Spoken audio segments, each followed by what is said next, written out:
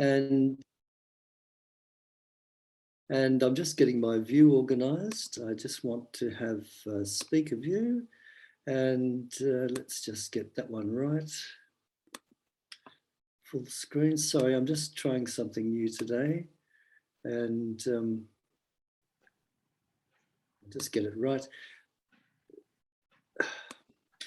We've found over the last 2 years, things that we've taken for granted, well, you know, they're not sort of for granted anymore, are they?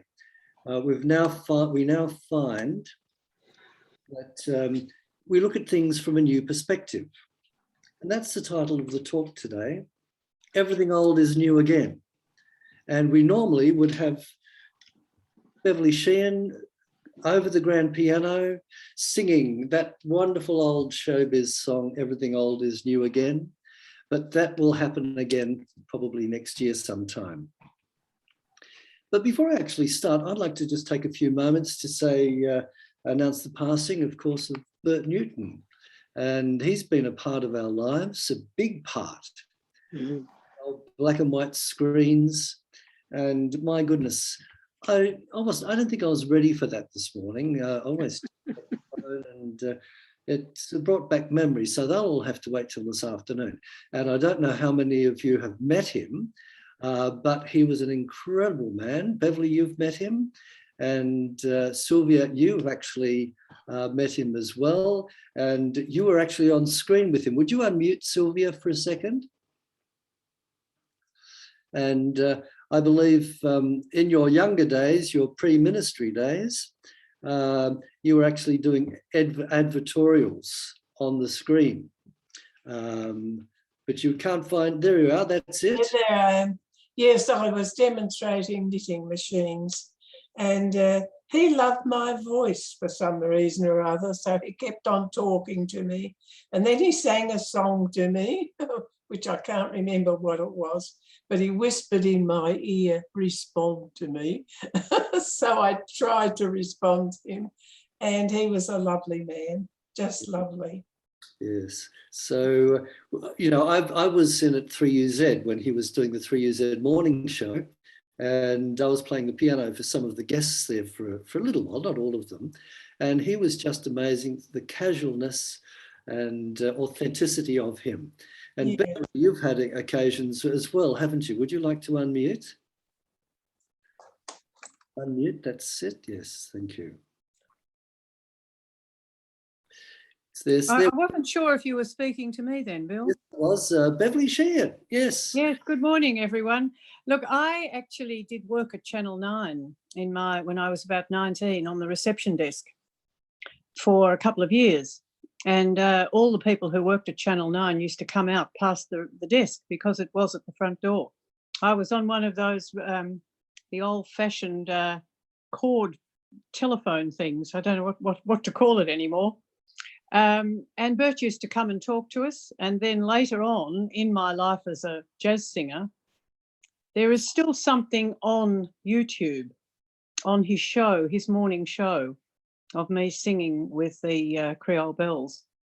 And they're the band that has done the concerts for Unity. So if you type in Steve Waddell and Beverly Sheehan, I think it is, you'll find the performance on Bert's morning show with John Foreman on piano.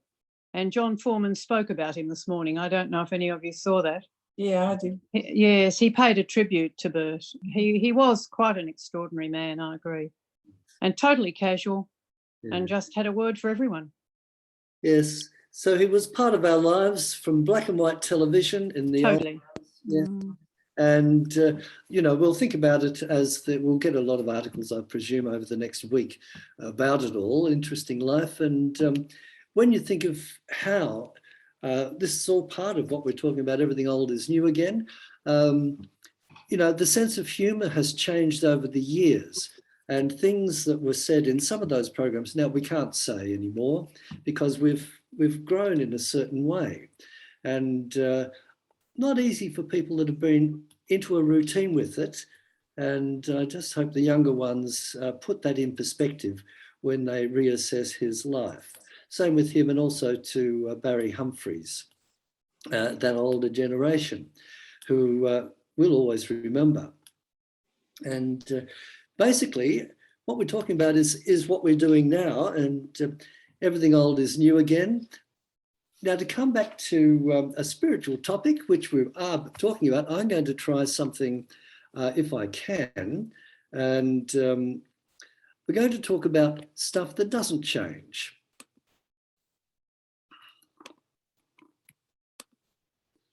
Can you see that?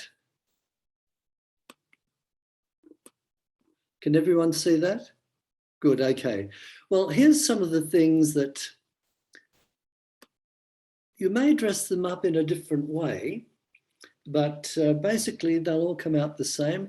This is a very abridged and paraphrased view, I presume, of this particular thing called the cosmic wheel of life. Nothing is lost in the universe. Everything is continually changing.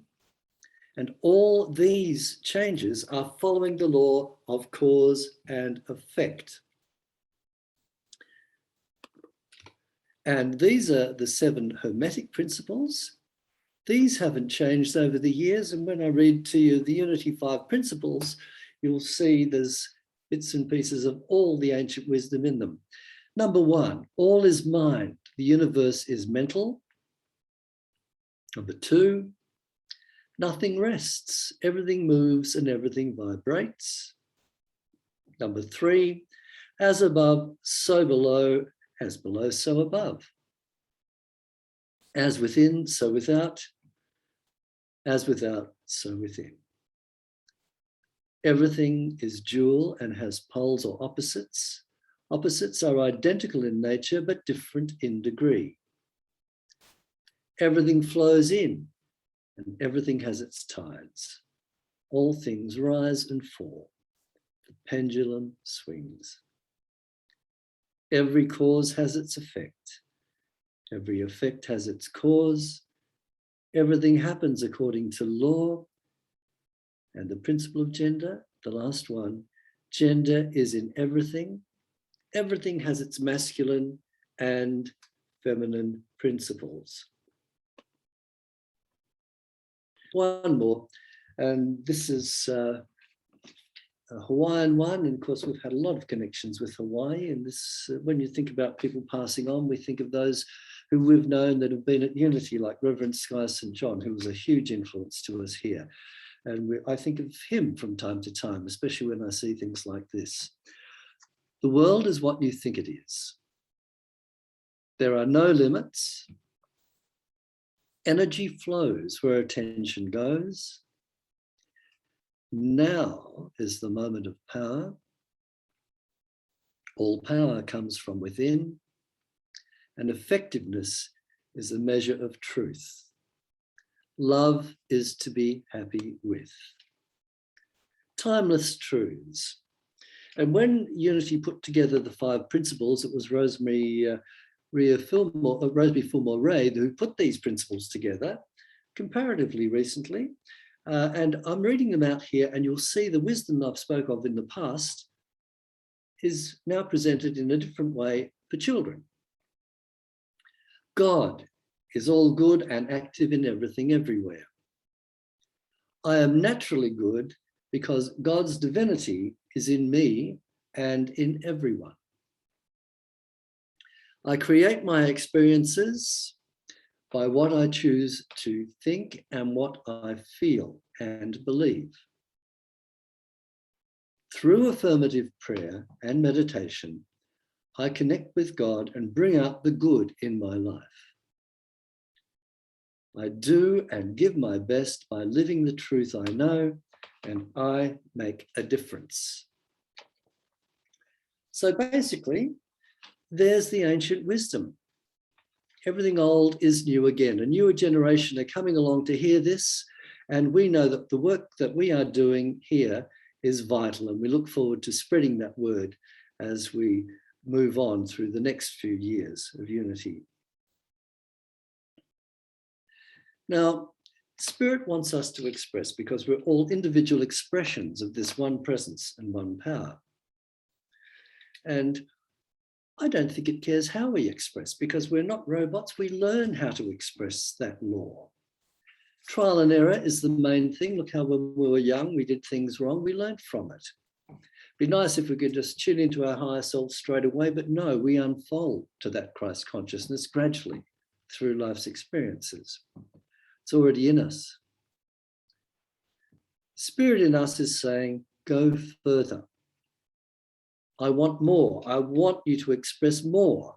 I have given you every good thing. Use your God-given mind, tear the veil away and get that ego out of the way and see more and more of me. I have so much to give you. And when we look at it, I think I mentioned this a week or two ago, nature, I see God in nature. We all see God in nature. And just look outside.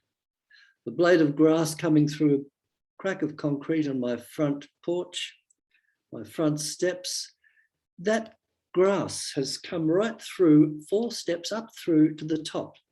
It's a spirit wants to express. That is the desire.